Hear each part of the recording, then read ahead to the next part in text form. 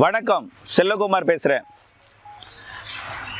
அதாவது தற்பொழுது தென்மேற்கு பருவமழை முடிவுக்கு வரும் தருவாயில் இருந்து கொண்டிருக்கிறது. தென்மேற்கு பருவமழை கை கொடுக்கும் வகையில் டெல்டா உள்ளிட்ட மாவட்டங்களுக்கு, தமிழகத்தின் அனைத்து மாவட்டங்களுக்கும் அக்டோபர் மாதம் 2வது வாரத்திலே தென்மேற்கு பருவமழை பின்வாங்கி வடகிழக்கு பருவமழை தொடங்கி இருக்கிறது.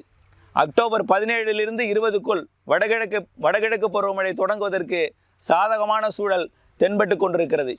இந்த ஆண்டு வடகிழக்கு பருவமழையை பொறுத்த வரைக்கும் தமிழகத்தில் அனைத்து மாவட்டங்களுக்குமே சராசரிக்கு கூடுதலான மழை கண்டிப்பாக கிடைக்கும்.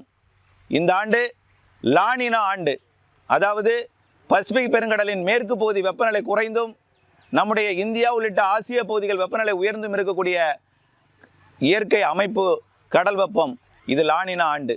இதன் காரணமாகவும் இந்திய பெருங்கடல் நிலவும் நெகட்டிவ் ஐஓடி மற்றும் நடுநிலை ஐஓடிக்கும் இடைப்பட்ட பகுதியாக நீடித்து கொண்டிருக்கிற காரணத்தினாலே கடல் வெப்பம் காற்றின் அமைப்பை பார்க்கும் பொழுது கண்டிப்பாக தமிழகத்தில் இந்த ஆண்டு 2020 வடகிழக்கு பருவமழை சராசரிக்கு கண்டிப்பாக அதிக மழையை கொடுக்கும். தமிழகத்தின் அனைத்து நீர்நிலைகளும் நிரம்பும் வகையில் நவம்பர் மாதம் நல்ல மழை கொடுக்கும். ஏரி குளங்கள் உள்ளணைகள் எல்லாம் நிரம்பும் வகையில் நல்ல மழை கொடுக்கும்.